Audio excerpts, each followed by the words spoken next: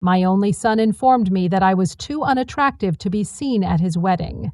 His fiancée stated that if I attended, they would place me in a care home before the wedding. However, they were unaware that I was simultaneously concealing a secret worth millions of dollars while I was dying. On the day they attempted to delete me, I allowed them to smile for the camera one more time before returning everything. Let me recount the events of that day. I wore my lavender shirt, which featured the small pearl buttons that he enjoyed playing with as a baby, and I even wore the same pearl earrings that he had given me for my birthday. I glanced in the mirror before he arrived, hoping to see what he saw. Instead, I saw a tired elderly woman with a scarf trying to avoid resembling a ghost of herself. I grinned, hoping that this would be one of those days we could joke about later. Perhaps I would say something embarrassing, and he would roll his eyes while Kendra smiled sweetly. Perhaps they would allow me to help fold tablecloths or sample the cake icing. I was still his mother, and I assumed that meant that anything he entered without knocking would be met with confidence and cologne. I was already standing when he said that, but I felt as though I had been knocked off my feet. I think it's best if you don't attend the wedding. He stated it as if it were a favor, and I'd want to thank him for sparing me the bother. My fingers lingered on a teacup that I hadn't touched, and I asked him what he meant, even though a part of me already understood. It's just that it's a highly curated experience. He stated, affair, while straightening his collar. He emphasized the importance of a clean, minimalist aesthetic, and I concurred that the guest list should reflect this. I couldn't help but chuckle as I was perplexed that you didn't want your mother to be in the wedding photos. He shifted in his seat and clarified that the focus was on the presentation, not the photographs.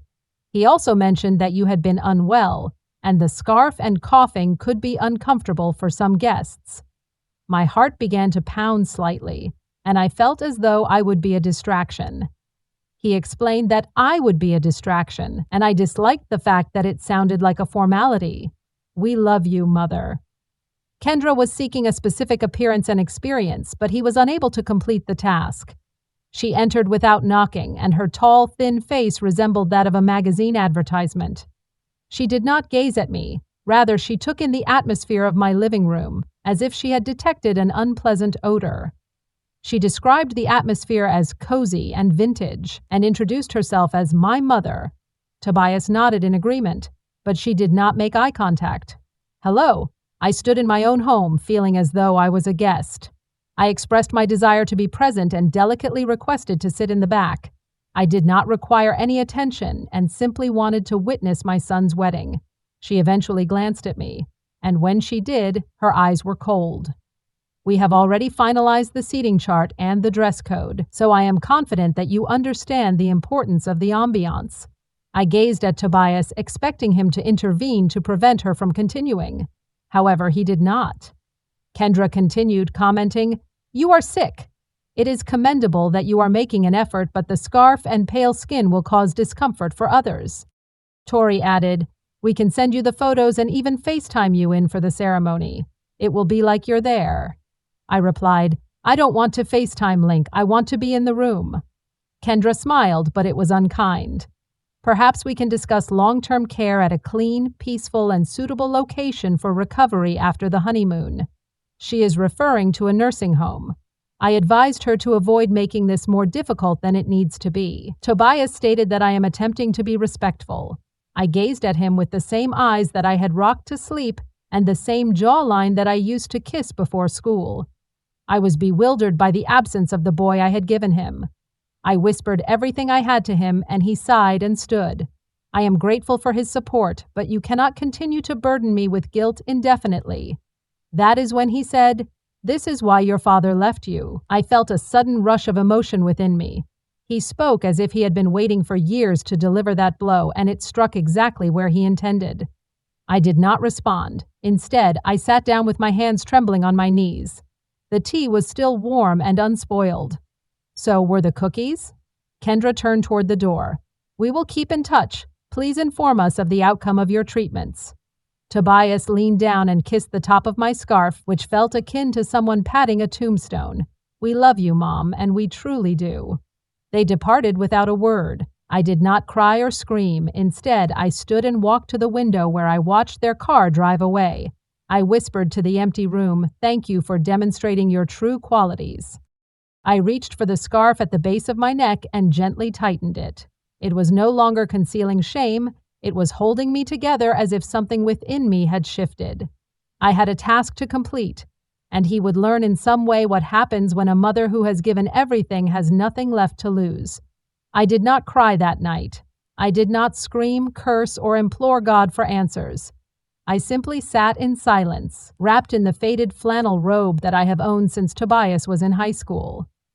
My thin hands folded in my lap. The living room lights were still on, but the house felt darker, as if the shadows were listening. My breathing was shallow and raspy from the chemo, but I didn't care. I just stared out the window at the streetlight blinking above the quiet road, remembering the days when that same light would illuminate my front steps as Tobias walked home from school, backpack bouncing, always hungry and always talking. Now it's just me and the weight of everything he said you'll ever need. Michael's departure was not due to any actions on my part. Rather, it was due to his cowardice. He was unwilling to be a father, work 2 jobs, or love a woman who bore stretch marks and exhaustion akin to battle scars. I never disclosed the truth to Tobias. Instead, I portrayed him as exhausted, not absent, and not cruel. I allowed Tobias to believe that Michael had once loved him, as it was the least I could do. Currently, Tobias is in a state of confusion. I rose slowly from my recliner, my joints stiff from the cold and the chemotherapy, and shuffled toward the hallway. Each step echoed through the house as if to remind me that no one else was present. My room was tidy, the bed was made, and the Bible was still open on the nightstand where I had left it that morning. I walked to the closet and knelt with difficulty in front of the old filing cabinet at the bottom. Hidden beneath years of tax returns and birth certificates was a folder labeled in black. Ink final. I removed it from the drawer, brought it to the bed, and carefully opened it. Inside were neatly clipped pages containing my will, life insurance policies, the deeds to 3 rental homes, and bank statements with balances that would even surprise me. I have never lived in a luxurious manner. I still clip my own toenails, wear church shoes from 1997, and use coupons at the grocery store. However, I have accumulated a quiet fortune over the years, building it penny by penny. I recall the first property I purchased, a dilapidated duplex across the street, and the neighbor's reaction. I had recently received a small inheritance from my aunt and used it to place a bid. I rented it out and gradually fixed it up, and suddenly there was extra money every month. I bought another, then a third, and a stake in the local beauty salon when my church friend Sheila needed help starting up. No one knew, not even Tobias, and I was planning to surprise him. I imagined the day I would pass the funeral quietly and respectfully, and then Monique would hand Tobias the letter inside, which would read, "You always." I believed that I had nothing, but I preserved this for you because I wanted you to know that I believed in your future. That day will never arrive now. I lifted the will and gazed at the signature at the bottom, Lorraine Elizabeth Massey. Directly above it was Tobias's name, my sole child and sole beneficiary. I reached over to my nightstand, opened the drawer, and extracted my letter opener, a stunning gold piece that Tobias had gifted me while he was still in college. The base of the opener bore my initials in tiny cursive. I used it to fold the will in half and then forward. I felt lighter after the quarters, as if the air had returned to the room. The following morning, I contacted Monique Chambers, my oldest friend from church and my lawyer. We have known each other since we were 19, when we sang in the choir together and believed our lives would be simpler than they turned out to be. Monique answered on the second ring, Lorraine, and her voice was still thick with sleep. "Are you okay?" I did not say that, but I will be available this afternoon. I need to revise my will as there was an error. Monique inquired, "Is this about Tobias? He visited yesterday. I believed I had seen the wedding announcement, but there was no mention of you. He requested that I refrain from attending, claiming that I would spoil the aesthetic." Monique did not respond, and Kendra's voice became increasingly strained as she informed me that I was a liability and should be sent to a home. Tobias remained silent, asking for the new documents. I responded that I already knew who I wanted to leave it to. Are you certain about this? I am dying, Monique, but not today. Today I am simply reclaiming what is rightfully mine. Monique released, I will bring everything. I hung up and proceeded to the kitchen. I prepared a pot of tea, buttered a slice of toast, and sat at the table with a yellow legal pad. I composed a new letter, this time not to Tobias, but to the new beneficiary, the Rose House Foundation.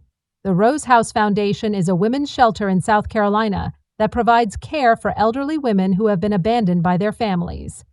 I volunteered at the shelter in my youth, assisting with the painting of the walls, serving food, and even sitting and reading the Bible with some of the residents when they were too fatigued to read independently. I dare to write to the new beneficiary, the Rose House Foundation, as no one visits the women. I finished my toast and began composing my final instructions. The house would be donated to the foundation. The rental homes would be sold and the proceeds donated. The salon would remain open under Sheila's name, and the bank accounts would be transferred within 30 days of my passing. There would be no funeral, no obituary with a photo, just a final letter printed and signed to Tobias Massey. I raised you better than this, and I loved you more than life. You threw me away for a woman who never even looked me in the eye, so now you get it.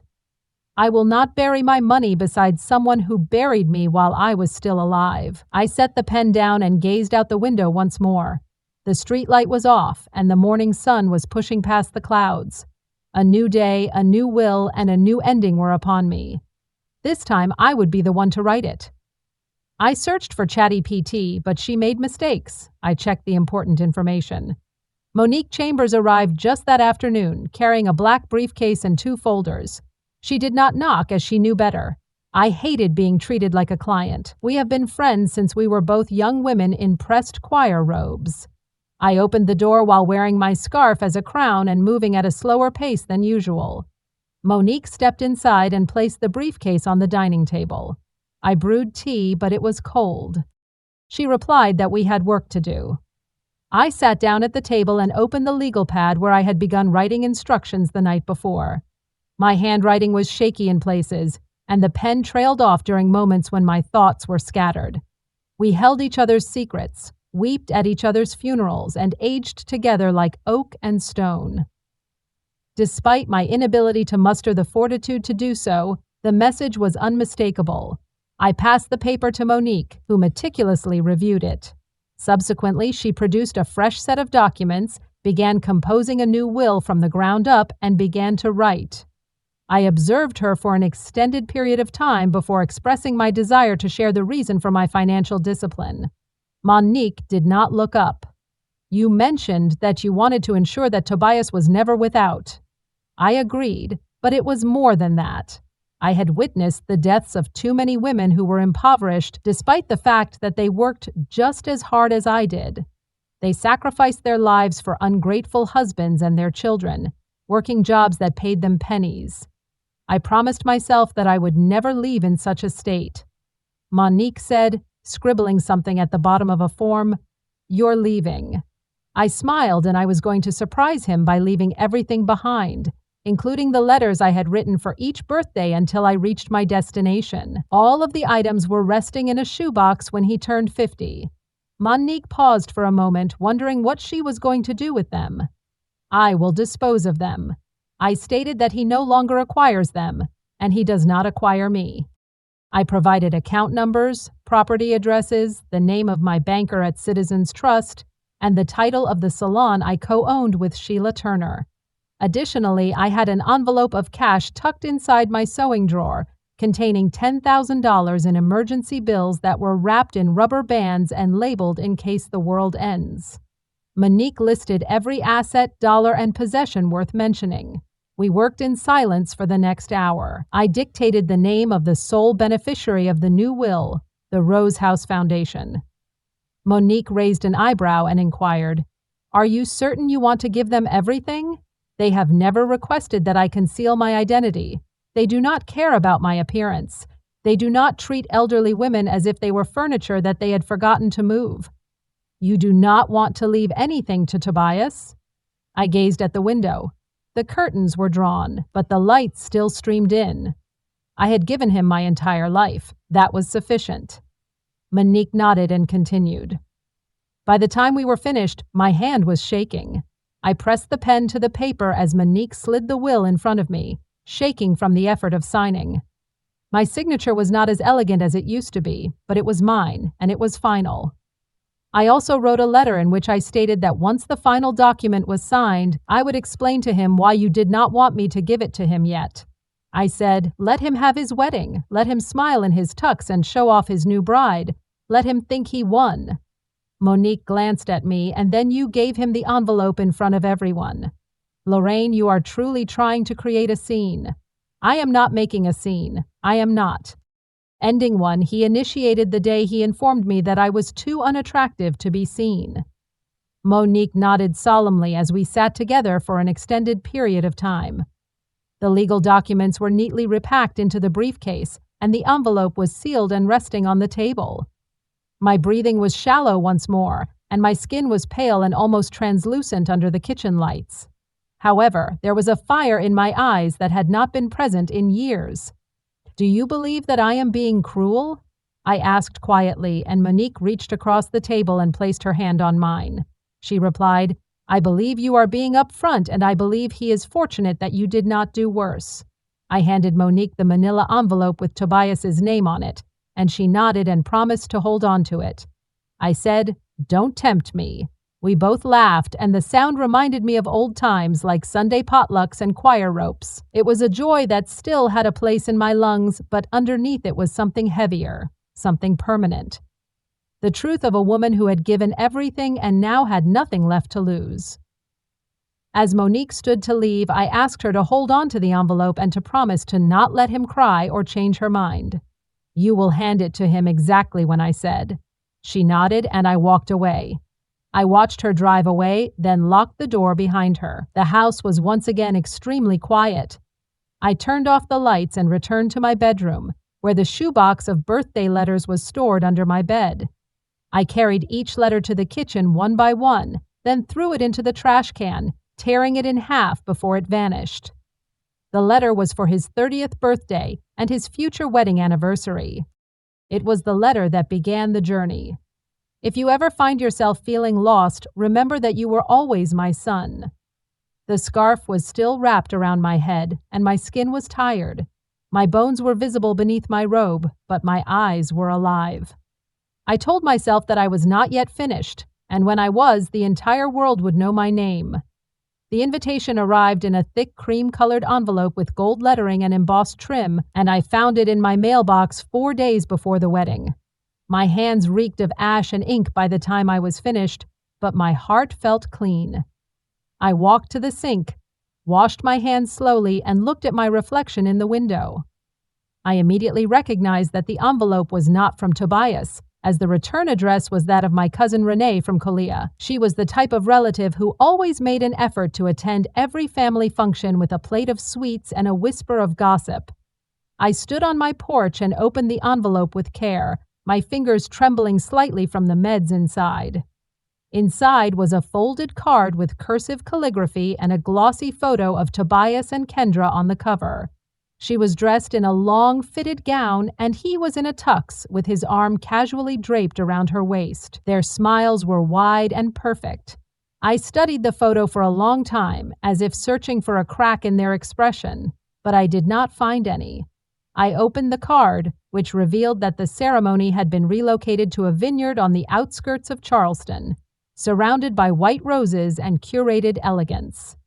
Below the address in smaller font was a note that we would be delighted to have you join us in quietly celebrating this special day. I silently chuckled as I imagined Tobias agreeing to send the invitation as a gesture.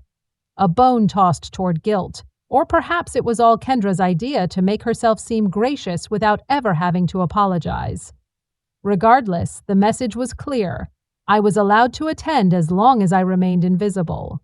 I folded the card carefully and placed it on my kitchen counter without needing to think long. I would not go for them. I rose before dawn on the morning of the wedding, and the house was silent. The sun had not yet emerged from behind the horizon, and I bathed slowly and methodically, my hands lingering over my skin as if I were memorizing the remnants of my strength. I dressed in a soft gray suit, the same one I wore to church on Easter Sundays, and adorned my head with a deep blue scarf adorned with silver stitching.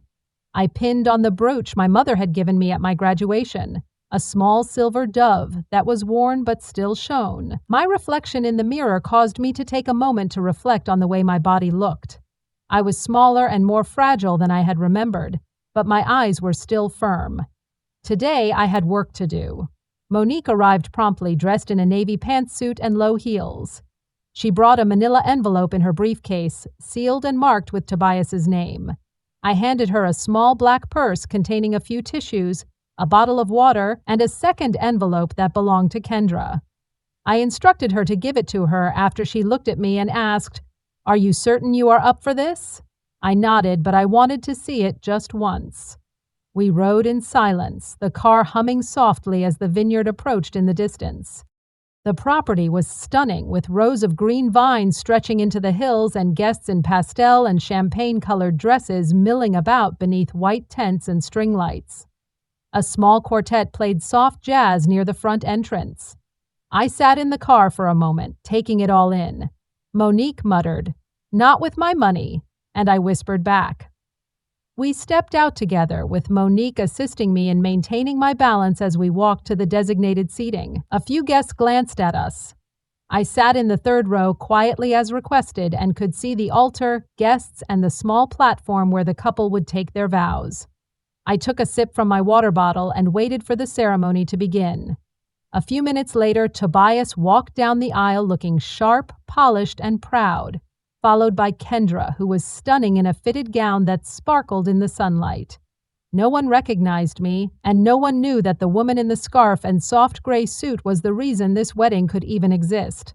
I did not sigh in admiration. However, my eyes remained fixed on Tobias, who did not look my way. The officiant began the service by offering words about unity, trust, and honoring the people who helped raise you. I observed Tobias closely. He shifted once at the mention of parents, but did not look back. The vows were lengthy, and Kendra wept during hers. Tobias smiled, charmed and charismatic as ever. They exchanged rings, kissed gently, and turned to the audience. They were applauded by the audience, and people rose to their feet. I remained seated. "Are you currently leaning over?" The couple made their way down the aisle hand in hand, posing for pictures and laughing with friends. Kendra kissed Tobias's cheek, and he pulled her in with a flourish. I sat still, my hands resting on my lap, my breath slow and shallow. The reception tent opened and guests began to walk toward it. I turned to Monique and gave a single nod. Monique stood, removed the envelope from her bag, and walked directly toward the couple as they posed in front of the floral arch. Kendra saw the couple. Upon her arrival, Tobias was bewildered and his smile faltered as he recognized her congratulations. Monique said, "This is for you from your mother." She handed the envelope to Tobias, then turned and handed the second one to Kendra before either of them could speak. Monique walked away, returning to my side. She said quietly, "Done." I stood slowly, gripping the handle of my cane from across the field. Tobias opened the envelope, and his expression changed almost immediately. It was a mixture of confusion, disbelief, and panic as he flipped through the pages. He looked up, and our eyes met across the vineyard. I did not wave or smile, and I turned and walked back toward the car. I let him smile for the camera, and I allowed him to keep the letter as proof of donation. Everything after this day would belong to me. Part 5 is in the first-person perspective. Do not make any changes except for the change to the first-person perspective. The chatty PT may make mistakes, so it is important to double-check the important information. Tobias stood frozen, the manila envelope trembling in his hands. Guests continued to clap and laugh, and a photographer adjusted his position.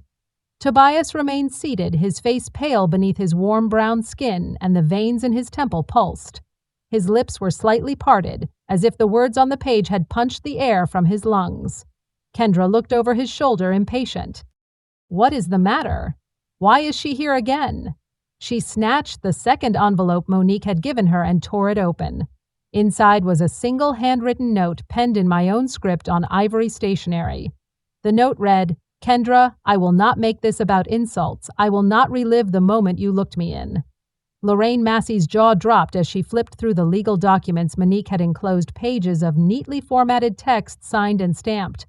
The will was clear. Every asset I owned, including my properties, accounts, and shares in the beauty salon, was clearly stated. However, I will tell you this. If you are marrying Tobias for what you believe you are getting, I suggest you find a new dress and a new life, as he has nothing now. The Rose House Foundation was left with nothing for him, not a dime, a trust fund, a home, or even the pearls he gave me as a child. The final page was a personal letter to Tobias, who was born from love and raised with sacrifice. I scrubbed hospital floors so you could have a future, and I wore shoes until the soles peeled off. I said no to things I needed so you could say yes to everything you wanted. When I fell ill, I still wanted to leave you everything despite the fact that you hadn't called in weeks and had never accompanied me to treatment. I realized that I had not failed as a mother. Rather, you had failed as a son. Consequently, I now leave you with nothing but your name, with the hope that you will construct something with it. He read it once and then again, and each time his hands trembled more violently. The smile he had worn like a polished mask cracked in two. A murmur erupted among the guests, and the pianist ceased playing. Someone inquired as to what was happening, and Kendra turned to him in panic. "Is this voice genuine? Tell me that this is not genuine, Tobias. This is a joke, right?" He looked at her with an expression of astonishment. She left me with nothing. Kendra stared at him as if he had just informed her that he was bankrupt. Her mouth opened and closed again, and she gave away everything you told me. She was dying. "You said she was dying." He snapped. "Exactly," Kendra hissed. "What were you waiting for? You let her take everything because you couldn't fake respect for 3 hours. He did not respond. Kendra's eyes darted across the venue where a large number of people were watching. Many of them were using their phones, and whispers were being exchanged. He took a step back from him as his fingers turned into pointed fingers. "I'm not marrying a broke man who can't even control his own mother." The words struck him harder than any slap. Tobias attempted to grasp her hand, but Kendra yanked it away. "Please don't let this change us. We can still be strong." "You embarrassed me by allowing her to humiliate me. I was unaware that she was sitting in the 3rd row." Kendra snapped, pointing toward the 3rd row. "You let her come to the wedding." The guests fell into complete silence, and the reception tent was still. Tobias slowly turned toward the spot. The folded scarf on the chair, which was blue with silver threading, was deliberately placed and left. Kendra turned on her heel and stormed off, leaving her bouquet forgotten on the grass. Her bridesmaids followed her heels, clicking whispers that trailed like smoke. Tobias stood alone in front of the floral arch, where they had just said their vows. The photographer quietly lowered his camera, and one of the guests, a distant cousin who had known me from a long time ago, stepped forward and placed a hand on Tobias's. The man said tenderly, "Son, that woman walked through hell to raise you. You should have allowed her to sit in the front row." I had already driven home and was sitting by my window, sipping tea. I didn't need to see it to know it happened, and I didn't need to hear it to feel it. I had waited for this moment, and it came quiet and precise. I looked out at the streetlight turning on across the road and whispered. Tobias couldn't speak. He just stood there, the envelope in one hand and his wedding unraveling in the other. Monique stood in the distance, watching. To myself, this is for every mother who was told she was inadequate. And this time, the tears that streamed down my face were not from sadness. They were from peace. The irony of beating cancer is that no one anticipates a quiet victory. They anticipate the triumphant speech, survivor photo, and glossy smile with the doctor in the hallway. However, when I received the call from my oncologist informing me that the treatment had been successful and the scans were clear, I did not cry or even smile. Instead, I gazed out the window, folded the news inside me like a note that only I needed to read, and said, "Goodbye." I did not inform Tobias of my passing as he did not deserve to be informed. I allowed the lawyer to follow my instructions and the obituary to run, allowing the silence to do its work. The world mourned my passing, but I was still very much alive. I left Charleston quietly 2 days after the wedding with no goodbyes, no suitcase full of regrets, just a leather handbag, my passport, and one final letter left on Monique's kitchen counter that said, "It's done, thank you." I now reside in a small town. I reside in a coastal village in southern Spain where the air is scented with oranges and sea salt. My neighbors are unfamiliar with my name, so I request that they refer to me as Allie. I rent a small home with blue shutters and an old courtyard, where I cultivate mint and basil. In the afternoons, I sit with a wool blanket across my knees and enjoy tea. Although I have not amassed a fortune, I have enough money to maintain the lights and begin anew in a place where I am not regarded as a ghost or a burden. I have been informed by Monique that the rose is still being discussed. My story went viral, and donations poured in after the House Foundation renamed its primary structure Massey Hall. A photo of me standing with the other women at the shelter was submitted with the caption, "She gave us everything her family threw away." I did not request this level of attention, but I am grateful that it occurred. Women began to compose tributes, sharing their own stories, and hashtags began to sprout like wildflowers on the internet. Ella Rain deserved better. Granny with a final word allowed her to grin once more. They assumed I was gone, and I allowed them to do so. Tobias's loss of me was the most significant event in his life. It was the only thing that had taught him anything. He attempted to sue, according to what I have heard. I attempted to persuade Monique to unseal the will, but it was unbreakable and airtight, and there was no light. I signed my final letter with a calm hand and a clean heart, and she handed it to him. I adored you, and you spat on it. I gave you everything you asked for, and I would have given you the world, but you claimed I was too ugly to be in it. Now I live in a world where you do not exist. Goodbye, Mom. He never received an apology or closure, and I am not sorry for it. I provided him with a peaceful platform to act cruelly, and I sat still and allowed him to express his entire heart to the world. When he did, the world recognized it for what it was, a rotten, ungrateful, and hollow me. I did not die in anger. I lived with purpose. I am currently sipping tea while the sun illuminates the stones in gold. I buy fresh bread in the morning and go to the market on Tuesdays. The woman at the flower booth is aware that I enjoy white lilies. I inform people that I had a husband once, but I do not disclose the son. Occasionally, I contemplate the scarf I left behind in the third-row chair. It is blue with silver threads and was folded delicately. I hope that someone finds it and contemplates the reason for its placement. I hope that they will reflect and create poetry about the woman who left it behind. Allow them to use my name in fundraising events and foundation grants, as the truth is that I am not at ease and am currently residing in it. What about Tobias? He is destined to live in isolation, which is the only legacy I have left.